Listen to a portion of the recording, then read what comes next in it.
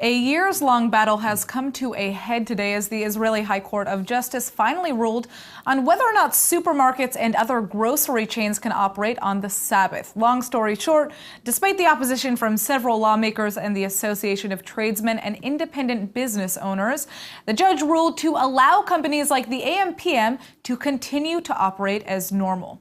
Well, here to help us analyze the court ruling and what the likely next moves will be are Rabbi Halbertal, the former head of the Office of the Chief Rabbi of Israel and a former lecturer in Jewish law, and Rabbi Seth Farber, a modern Orthodox rabbi historian and the founder of ITIM, the Jewish Life Information Center of Israel. Thank you both so much for joining me. Now, do you agree with the ruling? Why or why not? We're starting with the big question here. Look, the bottom line is the ruling is not only about stores open on Shabbat. It's a question about the way Israel sees its Jewish life. Right now, the ultra-Orthodox rolled the dice, and they lost. Yeah. They could have resolved this issue through dialogue. That's what needs to happen right now. We need to decide as a country, as a people really, the way we want Shabbat to look in this country. Right now, that hasn't been decided. And unfortunately, it's being shoved down someone's throat. In principle, the issue of stores being open on Shabbat is a question that is complicated. On one hand, we want people to feel like they have rights. They want to be able to go to the beach on Shabbat. They should have a way to get there. Right. If they want to be able to shop on Shabbat, they ought to have a way to do it. On the other hand, we want to make sure that the public sector, the public sphere, is a place where Shabbat is something significant. Unfortunately, these issues all too often come down to all or nothing. And in this case, the issue was decided by the courts. It didn't need to happen that way. It could have been done by dialogue. But do you think it was the right ruling? If that's the way it had to happen, yes. Okay. But I prefer something else. Yeah. What about you? Of course not. I think it's a big mistake. After all, we are a Jewish state. We have a Jewish identity. It's not, you cannot come to the place that the only place that will keep Shabbat, it will be Yerushalayim and Bnei Brak.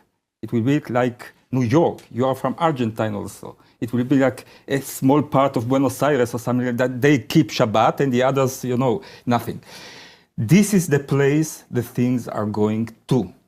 It's a slippery thing. It begins with a little bit and it will come to absolutely desecrating the Shabbat all over Tel Aviv, and not only in Tel Aviv, all over the state. We will stop to be a Jewish country. But Minister Derry had the opportunity. He had the opportunity to make a deal. He had an opportunity to arrange for groups of people to have rights, and it still maintained the character of Shabbat on the streets of Tel Aviv. And instead, he threw away that opportunity. There was no reason. There was no excuse. There was an opportunity. There was an opportunity for. There's always an opportunity for dialogue. We have to stay on our principles as a Jewish state. I agree with that. You know what? We have to pay some price for being Jews here. You cannot talk about people going to the beach or something like this. They will not go to the beach, or they will go to the beach with the cars or with the taxis. I don't know how. People are being killed here in Israel to be Jew here in Israel. They are killed all over the world being Jews. And being a Jew means respecting others. It means respecting others' rights. Right, so that's why I want to go back to the kind of issue of the state's Jewish identity. I mean, being Jewish means a lot of different things for different people here. And clearly there is a demand for these stores to stay open among a certain population in Israel. So, the argument against the ruling says that businesses who open on Saturday are breaking a law that limits work hours and stipulates that you can't force workers to work on the Sabbath. But what about workers who don't mind working on the Sabbath? I mean, where do they fit into this? That's not the real question. The real question is, how do we as a state publicly want to stay Jewish and Democrat? That's the big question. It's not a question of how they, the groceries and all those workers will be. That's not at all. That's not the question at all. The real and deep question is, if we as a Jewish state that bring an example to all over the Jewish in the world, if we want to stay publicly Jewish or not, that's the question. Right. You can make politics out of it. The way to stay publicly Jewish is through dialogue. We need to understand from a Jewish perspective that there is more than one way to be Jewish in this country. I'm an Orthodox rabbi. No, you are not Orthodox. We cannot allow. If you talk like this, you are not Orthodox. We cannot allow.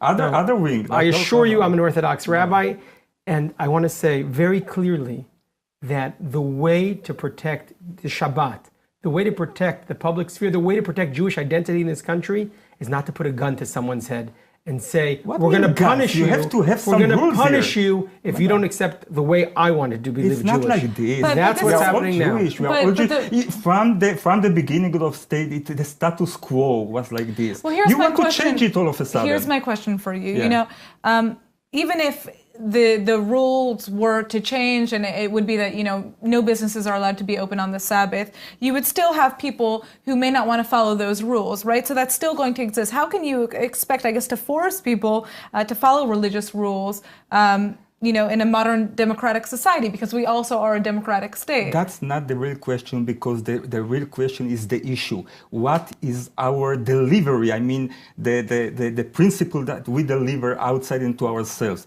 If we want to keep the Shabbat publicly, we have to stand on it. What will be happen if some people will not do it?